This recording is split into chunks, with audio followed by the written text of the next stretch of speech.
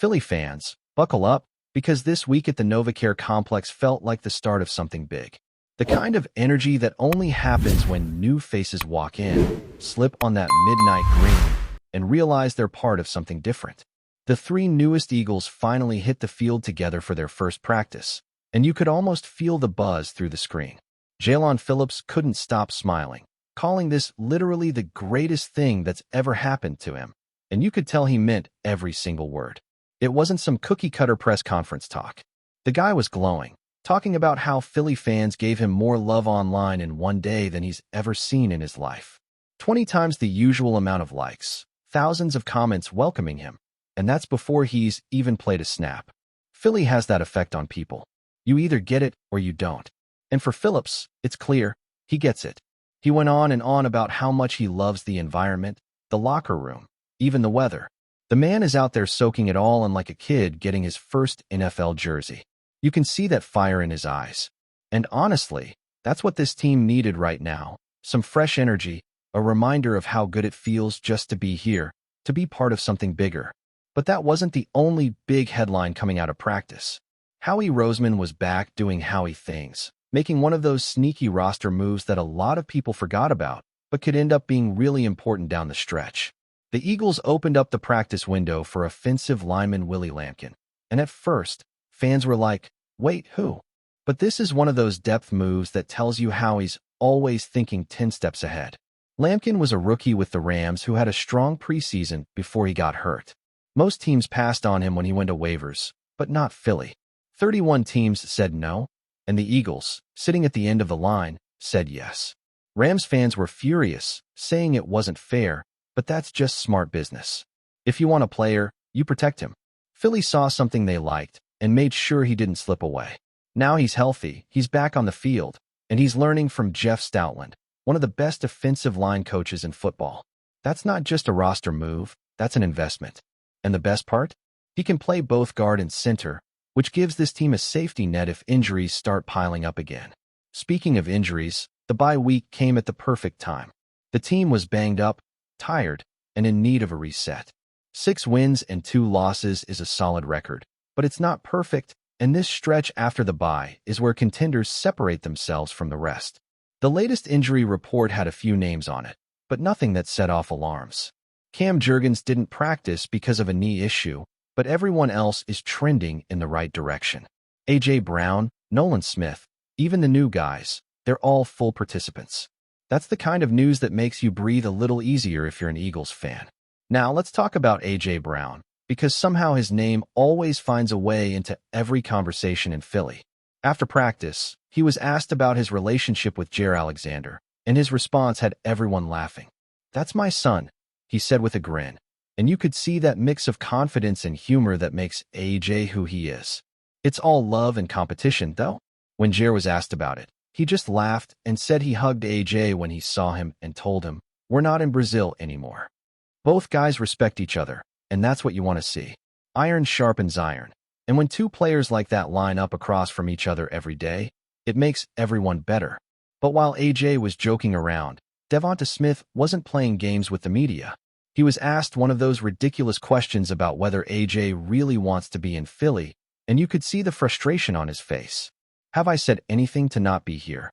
A.J. had already answered earlier, and Devonta backed him up without hesitation. He called out the constant speculation, reminding everyone that not every little social media post has a hidden meaning. Sometimes, players just want to play ball. You can tell Devonta's tired of the noise, and honestly, who can blame him? Philly's media can be relentless, but this locker room is tight. They've got each other's backs, and that's what's going to keep them strong through the second half of the season. Meanwhile, Jaire Alexander had his own little press conference moment, talking about how happy he is to be back with his coach, Christian Parker. You could feel how comfortable he already is in this new system. He said he meets with Parker 5 times a day, calling him his best friend at this point. That's chemistry you can't fake. He's locked in, working on technique, footwork, communication, everything that makes a good corner great. And when he was asked if he feels like he can get back to the level he played at in Green Bay, he didn't even hesitate. "Yeah, I don't have any doubts." That's the kind of quiet confidence that speaks louder than any stat sheet. He also talked about learning to be humble. understanding that no matter how good you are, there's always room to grow and help the younger guys. He mentioned Quinyon Mitchell and Cooper DeJean, saying both of them already have incredible potential and that he just wants to guide them however he can. That's leadership right there. And for a team that's always valued culture as much as talent, having a veteran like that in the secondary could be a game changer. What's even cooler is that Jer's story with Philly goes way back. He was actually born in Jefferson Hospital, right here in the city. His mom has been an Eagles fan his entire life, even while he was in Green Bay for 7 seasons. He grew up rooting for the Birds, and now he's finally home. You can't write that kind of story, it just happens. And when you play for your hometown, it hits different. Look at what happened with Haason Reddick when he came home. The energy, the pride, the drive, it all goes up another level. Jer's got that same spark in his eyes now. Back to Jalen Phillips for a second, because the guy didn't just say he was happy to be here. He broke down exactly why he thinks this is the right fit. He said it's the perfect combination, a winning culture, a dominant defense, and a locker room full of guys who love to compete. He called the defense great from front to back, and he's right. When you've got that kind of foundation, it makes life easier for everybody. You can just focus on doing your job and playing fast. And being on a contender, chasing another Super Bowl ring? That's every player's dream. Even Jalen Hurts was asked about Phillips' excitement, and his reaction said it all. He smiled and said those are hard words, but you could tell he appreciated it. Hurts knows what they've built here isn't just about football. It's about culture, leadership, and accountability. When players come to Philly and immediately talk about how special it feels, that's a sign you're doing things the right way. You can feel that unity building again.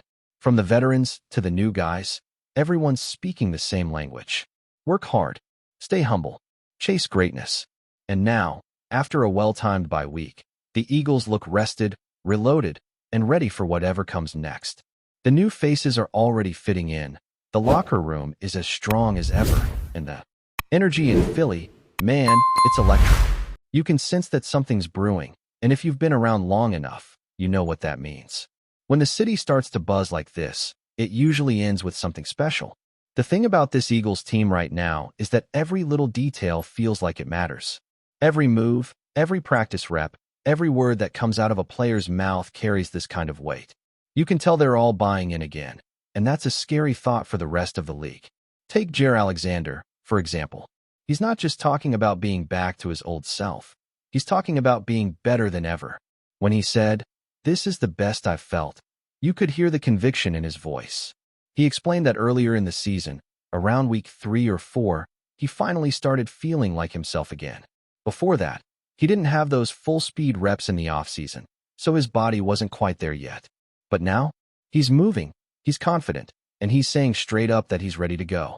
That's not just talk. That's a player who knows what he can do when he's healthy and focused. And when you think about it, the timing couldn't be better. The Eagles' defense has been solid, but there's room to grow, especially in the secondary. Adding a guy like Alexander, who brings swagger, leadership, and that fearless energy, might be exactly what they need to push this defense from good to elite. You can tell he's hungry to prove something. He's not looking for sympathy after Baltimore. He's just ready to line up, compete, and remind everybody who he is. What makes it even better is how quickly he's connected with the rest of the group. He's been working with Christian Parker nonstop, talking about how they meet multiple times a day to go over film, technique, and details. You can almost picture it, 2 guys locked in a room, rewinding plays over and over, perfecting the little things. That kind of commitment rubs off on everyone else. And when you mix that energy with young talent like Quinyon Mitchell and Cooper DeJean, it starts to build a culture of accountability that spreads through the whole defense. But the storylines don't stop there. Jalen Phillips is out here showing that same kind of hunger, but in his own way. He knows he's walking into a system that can unlock his potential. Philly's defensive front has been one of the best in football for years, and now he gets to learn from and play alongside some of the most disruptive players in the league. He talked about how the scheme fits him perfectly, how the communication between the defensive line and linebackers is already sharp, and how the culture in this locker room makes you want to raise your game. You can tell he's looking at this as more than a second chance. It's an opportunity to become the player he always believed he could be. He said something that really stood out, that being on a contender, a real championship caliber team, changes everything. It gives you focus. It gives you purpose. You're not just playing for stats or for a contract. You're playing to win. And when he mentioned the goal of bringing another Super Bowl to Philly, you could feel that belief. It wasn't just some cliché line. The way he said it, it felt like he's already envisioning that parade down Broad Street. Then there's Michael Carter, too, who might not be making all the headlines, but is already fitting in perfectly. He talked about how welcoming the locker room has been, how the players are tight-knit and supportive, and how the environment just feels right. That kind of chemistry is something you can't fake. It's built day by day, conversation by conversation, rep by rep. The best teams have it, and you can tell this one does. Everyone's learning, pushing each other, and staying focused on the same goal. Even Jalen Hurts, who's usually the calmest guy in any room, seemed to appreciate what's happening. When reporters told him that Phillips called this trade the greatest thing that's ever happened to him, Hurts smiled and said he knew the guy was excited. He didn't make it about himself or the organization. He just said it shows how much players believe in what they're building here. That's leadership. That's the quiet kind of confidence that filters down to every player on the roster. Hurts doesn't need to make speeches. He sets the tone by how he works, how he carries himself, and how he responds to moments like that. The beauty of this whole thing is that you can feel the team shifting from just being good to being connected again. That's what separates the contenders from the pretenders. After a tough start to the year, the bye week couldn't have come at a better time. The energy feels renewed. The players look refreshed. And now, with new faces bringing in fresh motivation, there's a sense of momentum building before the second half of the season. Philly is the kind of city that feeds off that. The fans can feel it. When you walk around town, you hear it in the way people talk about the team. There's this unspoken belief that something special is brewing. They've seen it before, and they know the signs. When a group of players starts talking about culture, brotherhood, and unfinished business, that's when you start paying attention. And let's be honest, the way this team is structured right now, they've got everything they need. A quarterback who's calm under pressure. A wide receiver duo that might be the best in the league. A defense that's stacked with veterans and young studs hungry to prove themselves. Adding guys like Jer and Jalen, who bring passion and fresh energy, and it's hard not to get excited. It's easy to look at stats and records, but what really matters is how a team feels internally. Right now, the Eagles feel united. They feel like a team that's tired of outside noise, tired of speculation, and ready to get back to what they do best, winning football games. You can sense it in every interview, in every quote. The smiles are genuine. The confidence is steady, not cocky. The veterans are mentoring, the rookies are listening, and everyone's focused on that next step. FlyEaglesFly News family, smash subscribe and hit like. Your support keeps the freshest Philadelphia Eagles updates flying in. Drop your take in the comments, and let's talk birds. Philadelphia might have just pulled off one of the stealthiest moves of the season.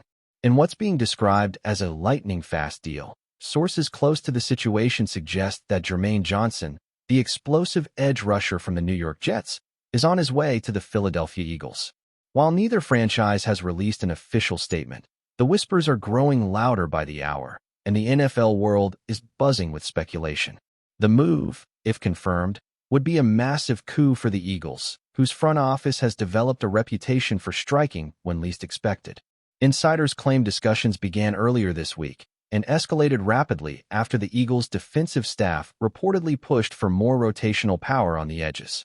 Johnson, who's shown flashes of brilliance since being drafted in the first round of the 2022 draft, would immediately bolster Philadelphia's already fearsome defensive line. The Jets, on the other hand, appear to be reshuffling assets for future flexibility. Rumors suggest that the deal could involve draft capital and possibly a young player heading to New York. Some insiders describe it as a win now for Philly, rebuild smart for the Jets type of trade, though details remain under tight wraps. Johnson's arrival would fit perfectly into the Eagles' aggressive defensive scheme, potentially forming a terrifying partnership with Haason Reddick and Jalen Carter. If true, this would mark yet another masterstroke from GM Howie Roseman, whose knack for opportunistic roster building has become a league-wide talking point. For now, fans are left refreshing their feeds, waiting for that one push notification that makes it official. Could Jermaine Johnson be suiting up in midnight green as soon as next week? The rumor mill says yes. And if history tells us anything, where there's smoke in Philadelphia, there's usually fire. That's a wrap from FlyEaglesFly News. If you want the fastest Eagles updates, subscribe, drop a like, and turn on the bell. Sound off in the comments. Let's talk birds.